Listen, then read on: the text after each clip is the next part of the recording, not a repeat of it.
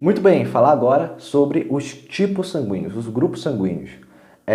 Aqui na página 176 e 177, a gente vai ter um textinho muito interessante. Em resumo, gente, além das nossas hemácias serem formadas pela hemoglobina, que é uma proteína responsável pelo transporte de oxigênio, ela também é formada por outro tipo de proteína, que são o aglutinogênio A e o aglutinogênio B. No caso, ela pode ser formada por um ou por outro, ou até mesmo pelos dois ao mesmo tempo. Então, a gente tem a nossa hemácia, o aglutinogênio A. Então, o nosso sangue é do tipo A. Se a gente tem o aglutinogênio B, o nosso sangue é do tipo B. Se ela tem os dois tipos de aglutinogênio, lembrando, né, uma proteína, a gente tem o sangue AB. Se ela não tem essas proteínas, nenhuma delas, a gente tem um sangue do tipo O. Aí você vai pensar assim, poxa, professor, então não entendi. Ok, o sangue, ele tem os tipos, né, os grupos e tal, e isso é importante na hora de fazer a transfusão sanguínea, né? Porque você provavelmente já teve que responder uma pergunta, qual é o seu tipo de sangue? É O positivo, é O negativo, é A positivo, é AB? Qual é, afinal de contas?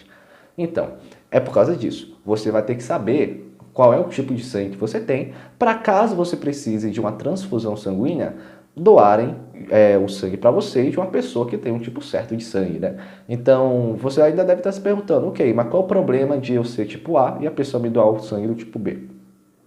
É porque, gente, além das proteínas que tem nas nossas hemácias, a gente ainda tem um tipo de anticorpo chamado aglutinina. A aglutinina, ela age como uma espécie de repulsora, né? Uma espécie de agressora da proteína contrária, ou do tipo de proteína que você não tem.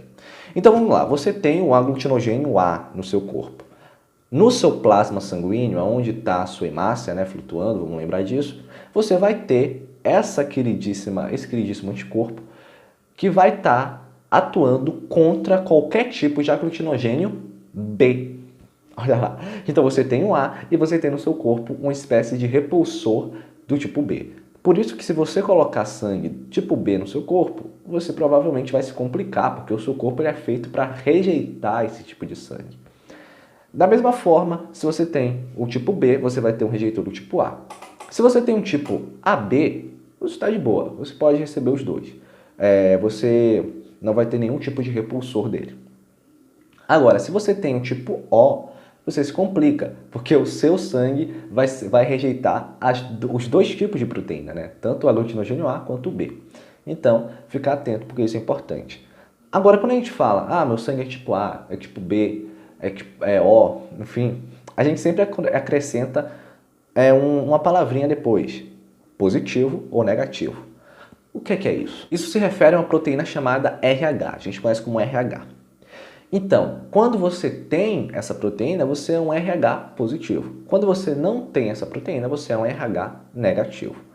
E aí, qual é a importância dessa proteína? É uma proteína que está presente nas hemácias também. E quando você não tem essa proteína, você tem um anticorpo que vai justamente rejeitar, repelir esse tipo de proteína. Como assim? Se você, por exemplo, é do tipo A negativo, o seu sangue ele vai ser, então, do tipo A, ele vai ter aglutinogênio A, ele vai ter também um anticorpo que vai combater o aglutinogênio B, e ele vai ter um outro anticorpo, porque como você é A negativo, ele vai ter um anticorpo que vai combater a proteína RH. Então, se você receber uma transfusão de sangue que também é tipo A, ou seja, parecia que está tudo bem, mas ela é tipo A positivo, ou seja, ela tem a proteína RH, ela é positiva para RH, o seu corpo ainda vai rejeitar ela, porque o seu corpo tem um anticorpo que rejeita essa proteína presente no sangue que você está recebendo. Por isso, muita atenção nesse quesito. Você tem que saber o seu tipo sanguíneo, você tem que informar direitinho, tem que estar presente nos testes e tal, porque se você precisar de transfusão sanguínea, vai ser importante.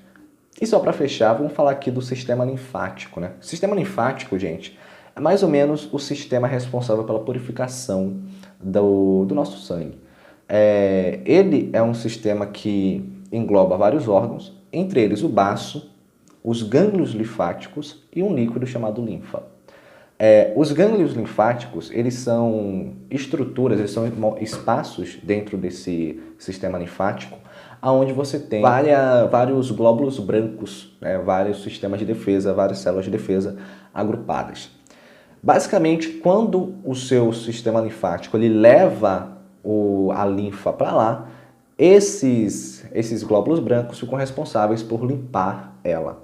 Ou seja, por fazer toda a limpeza, tirar todos os micro-organismos, todas as bactérias, por deixar tudo supimpa para que a linfa continue prosseguindo o seu caminho. O baço ele pode ser dividido em duas partes. Ele é um órgão do nosso corpo que pode ser dividido em uma parte branca e uma parte vermelha. E o baço é muito importante, gente, porque a parte branca ela justamente serve para o combate às infecções. É onde você vai ter a produção de linfócitos, por exemplo, que são células de defesa do nosso organismo. Já no caso da parte vermelha, é a parte onde vai ter a filtração das hemácias. As hemácias que são inúteis, elas vão ser eliminadas.